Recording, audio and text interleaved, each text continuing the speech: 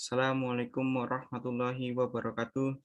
Selamat pagi kepada Bapak dosen dan teman-teman semuanya. Kami dari kelompok 1 akan mempresentasikan untuk mata kuliah Pendidikan Agama Islam tentang bab 1 yaitu doktrin-doktrin pokok akidah Islam.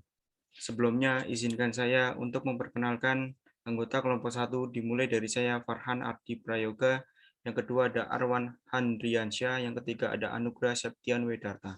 Sebelumnya, ada 4 hal yang akan disampaikan oleh kelompok 1, yaitu pertama adalah eksistensi Tuhan dan fitrah manusia untuk beragama. Yang kedua ada tauhid esensi dari ajaran Islam. Yang ketiga ada karakteristik akidah Islam. Yang keempat ada perbandingan agama.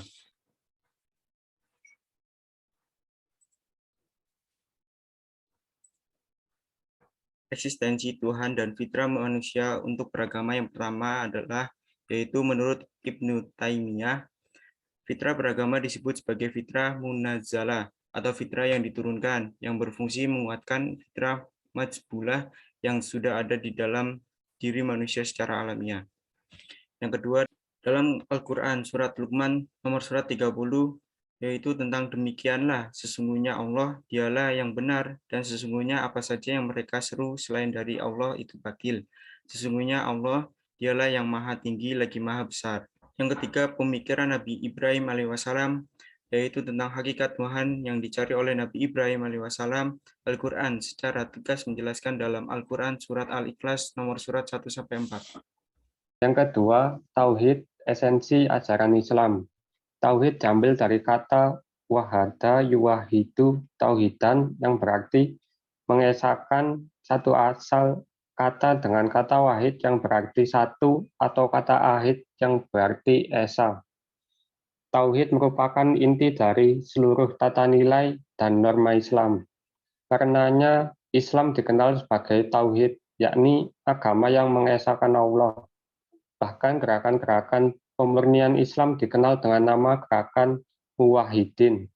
Begitu pentingnya doktrin tauhid ini, Nabi Muhammad SAW selalu menyampaikan dan menekankannya kepada semua orang, suku, dan bangsa tanpa terkecuali. Doktrin tauhid tersebut terbagi menjadi dua, yaitu pertama pembinaan tauhid dan kedua ibadah mahdah atau ritual khusus. Setiap perbuatan yang bertentangan dengan visi dan esensi tauhid divonis dengan syirik.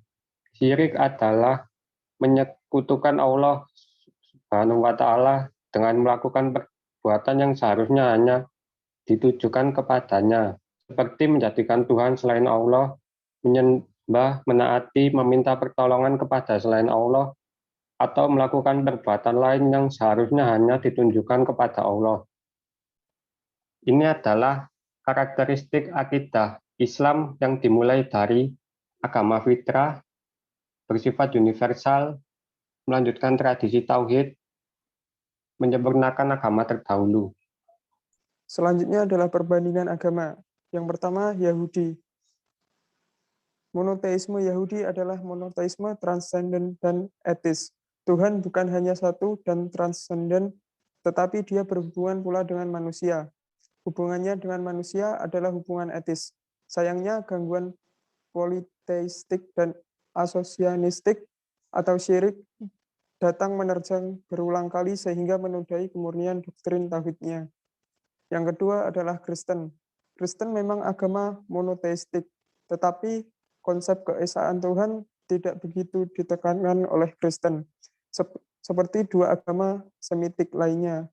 Karena itu, konsep tentang keesaan Tuhan bukan unsur dominan dalam Kristen. Kristen lebih mementingkan doktrin Trinitas daripada ajaran Tauhid. Tuhan menginkarnasi sebagai manusia dan menembus dunia. Tuhan turun dalam suatu entitas atau wujud untuk menertibkan kembali keseimbangan dunia yang terganggu. Yang ketiga adalah Islam. Islam menekankan kesatuan dan keharmonisan antara kehidupan sosial dan kehidupan individual, antara eksoterisme atau lahiriah dan esoterisme atau batiniah.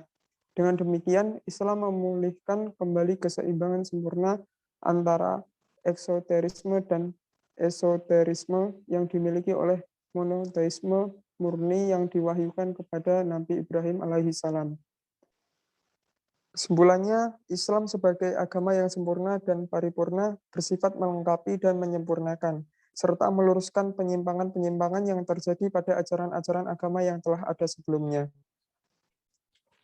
Sekian dari kelompok 1 yang bisa disampaikan tentang bab 1, yaitu doktrin-doktrin pokok akidah Islam. Jadi saya mohon maaf jika banyak kekurangan dari kelompok 1. Wassalamualaikum warahmatullahi wabarakatuh.